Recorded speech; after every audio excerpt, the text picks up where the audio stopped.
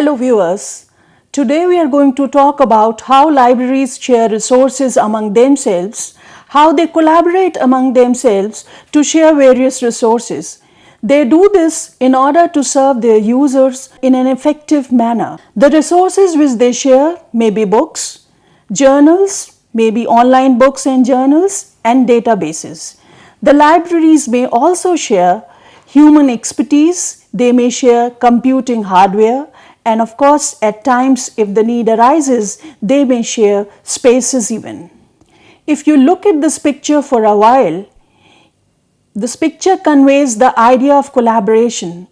All different libraries or partner libraries, they come together, they unite together in order to pool in order to share their resources. So today, in today's presentation, we will be focusing on resource sharing. What is this concept about? What is the need behind resource sharing? What are its advantages? And what are the various issues involved in resource sharing? We'll be talking about library resources which are shared, information resources, libraries share physical as well as online, manpower, hardware and software infrastructure. Resource sharing in libraries. Libraries share resources with one another. In fact, resource sharing is an umbrella term which covers a range of activities. In library setting, it may be sharing of information sources like books, journals, online journals, databases. The libraries may share human expertise and they may share infrastructure.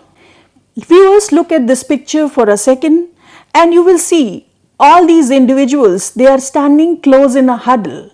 Similarly, libraries also come together in a group in order to pool in and share their resources. Now coming to what is the need for resource sharing. As we know, across the world, across different countries, various and quite a number of research and development activities are being undertaken. Researchers and scientists, they are undertaking various projects in order to find out new things and find out solutions to the existing problems. The findings of all these research and development studies, the findings of all these projects, they are being published in various books and journals. And then multiplicity of formats. The various documents are available in different formats. For example, there are books which are available in print as well as digital format. There are journals which are available in online as well as print forms. So all these, since quite a number of documents are published every year, there are documents in various formats and no library can acquire or procure all the documents which are being published every year.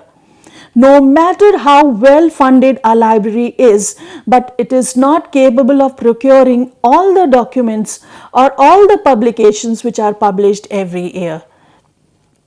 Then, rising cost of books and journals. The books and journals, every year there is an incremental increase in the cost of books and journals. There is an incremental increase in the subscription cost of online books and journals. So libraries have to face these budgetary constraints too. And then libraries have limited physical space. So even if they can procure all these documents, all these journals which are being published, they don't have space. They have storage problem for storing these books and journals. And then libraries across the world, whether it is India or any other country, whether it is Asia or Europe, libraries across the world, they are ever facing financial constraints. That means they have budgetary problems. So because of these reasons, because of these variables which are there in the play, libraries cannot procure all the documents. No matter how well funded they are, libraries cannot become self-dependent. So in order to cater to the information needs of the users, they have to take resort to this concept of resource sharing. Now coming to advantages of resource sharing. As we have seen, if we pool in our resources, if we share our resources, then problems of high prices and storage can be overcome. Demands and expectations of the users are met because when we are sharing resources, the users of a particular library, they have at their disposal the resources of their library as well as resources of other libraries which are there in collaboration, which are collaborating their users, which are collaborating with each other for the resource sharing. So in a nutshell, users have books and journals of their libraries to use. They have the resources of their libraries at their disposal. At the same time, they can access, they can use the resources of other libraries as well.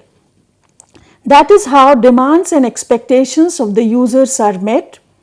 And of course, cost and time is saved too in resource sharing.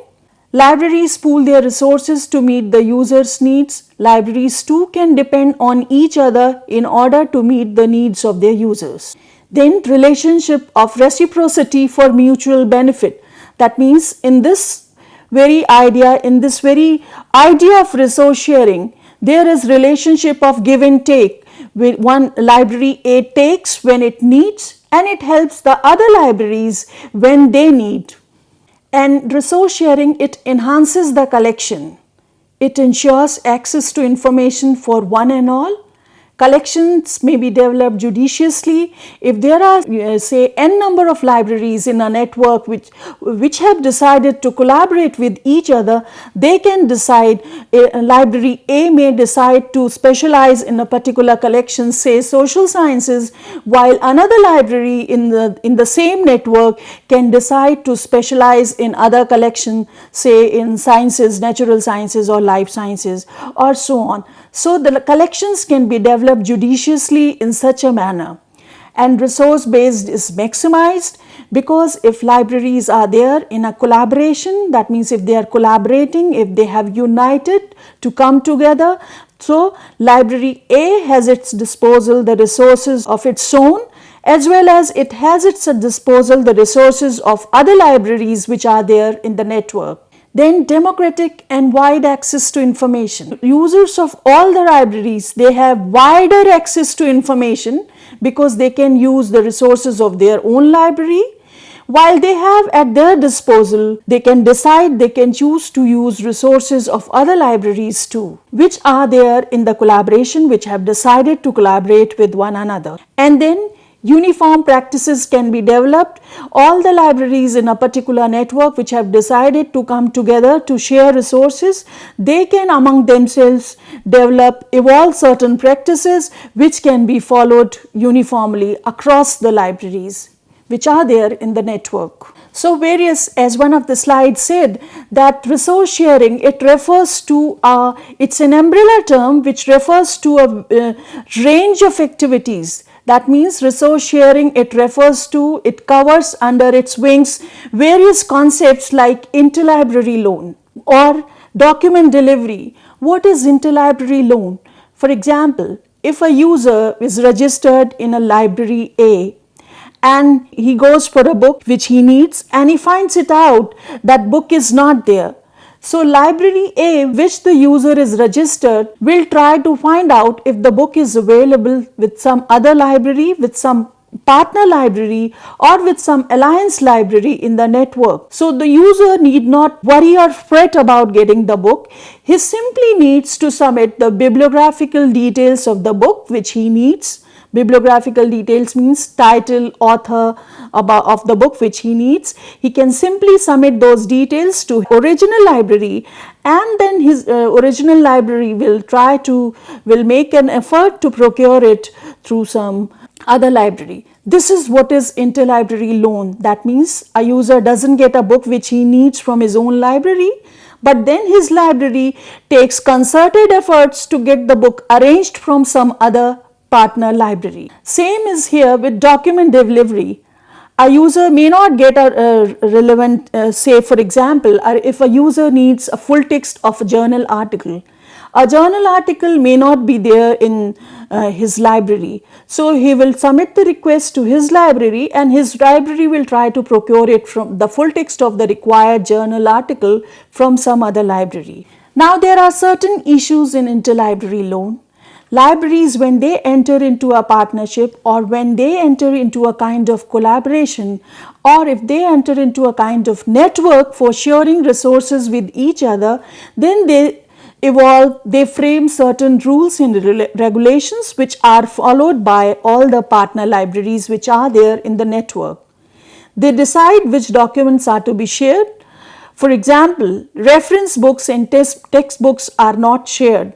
Textbooks which are in fact base books which are very uniformly or very regularly or very routinely used by the students, or reference books which are not to be read from page cover to cover, but they are just to be consulted and accessed for a particular query. So generally libraries in a collaboration or in a network decide upon certain rules, that which material is to be shared, which document has to be shared and which document is not to be shared. So generally reference books and textbooks are not shared. And term and conditions of loan, libraries generally decide what will be the terms and conditions. Measures to ensure safe and timely return of documents. The borrowing libraries, they have to ensure that the item which they borrow should be returned in a very safe, intact condition, and that too they have to ensure that whatever material or whatever documents they borrow, they should be returned back well in time before the fixed deadlines. That is very important. Then union catalog production and maintenance. When different libraries come together, huddle together, come together to collaborate with each other, then a union catalog has to be maintained. Union catalog is a catalog of all the individual libraries which can be searched through a single search interface. So whenever libraries procure new books, whenever there are new additions to the collections, that has to be reflected in the union catalog. That means it has to be updated, it has to be maintained properly. OPAC, that is online public access catalog, it should be properly updated. All the details, all the information about the collections of various individual libraries should be reflected in the OPAC. Then another term which is also very commonly used under the wings of resource sharing is library networks. A library network is a group of libraries or information centers which are interconnected to form a system with an aim to help each other in meeting their users' needs. As I said, these terms which are being used, for example, interlibrary loan, then document delivery or library networks, these are the various terms which are related to resource sharing, or we can say resource sharing is a broader term, it's a rubric term, it's an umbrella term which covers all these concepts of interlibrary loan, document delivery and library network. Interlibrary loan was used initially when the documents were merely in print form, and document delivery too was mainly concerned with print documents, print full text articles. This library network, it functions to pool in resources from its environment to achieve results beyond the ability of any one of its members. That means the very purpose of sharing, resource sharing, or the very purpose of libraries entering into a collaboration is to help each other, is to pool in resources which will be the beyond the ability of any one or any individual member library. Network cooperates through more or less formal agreements and institutional agreements in order to jointly implement information handling operations with a view to pool in resources and offer better services to the users. So whenever libraries decide to enter into a network, they have some agreement, and in agreement they finalize certain rules and regulations which have to be uniformly followed by all individual libraries. And these agreements are done in order to pool in resources and serve the users in a better way. And whenever libraries are there, whenever they enter to a certain network kind of thing, then one thing which is very important is a communication mechanism. That means this network or this linkage of libraries must include a communication mechanism. And why do libraries form a network? Because it encourages resource sharing. It provides help to individual libraries in computerization, retro conversion of bibliographic records.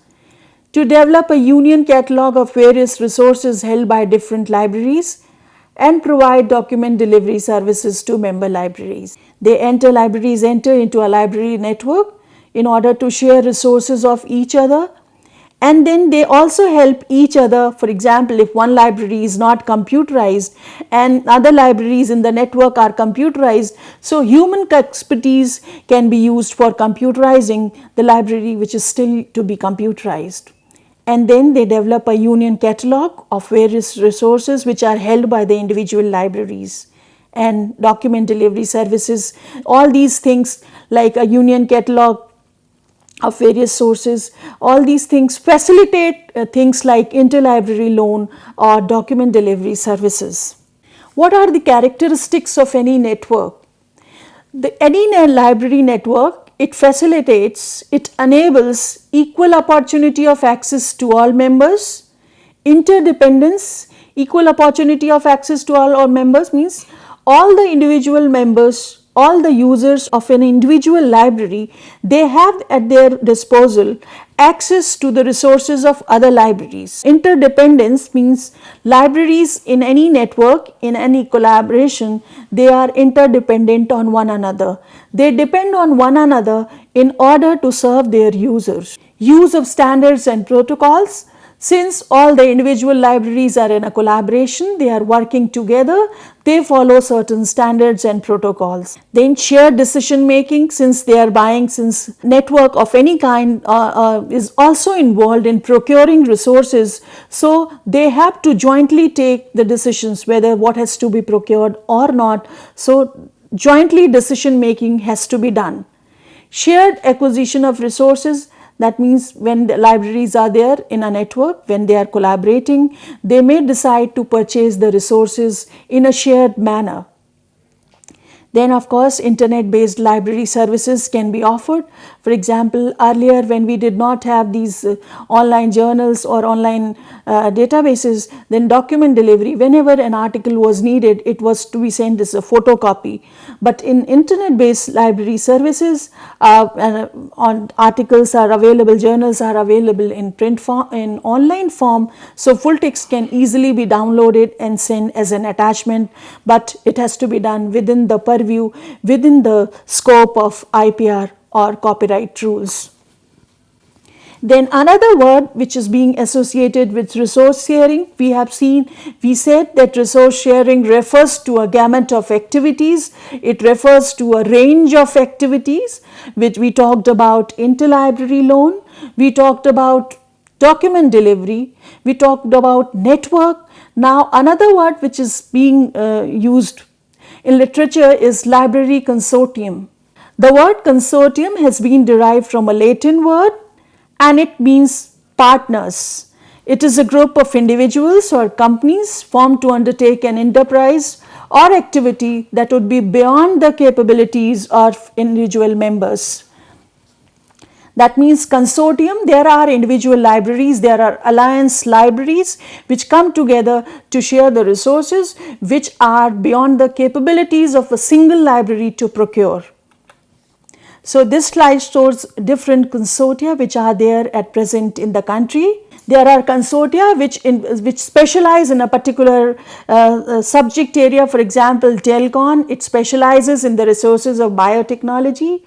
Then there are certain consortia like UGC, Infonet Digital Library Consortium, which provides access to various subjects across different subject areas like sciences, social sciences, natural sciences, and so on and so forth. Then you have special consortium like Electronic Resources in Medicine, as the name indicates, it specializes in medicine and allied areas. Then CRI is again is devoted to resources in particular field, which is agriculture and allied fields, and so on and so forth. So now today we have seen why do libraries do resource sharing among themselves. What is the importance of resource sharing? Why do libraries undertake this resource sharing? What is its need? What is its importance? We have discussed all these things, and different library resources which are shared.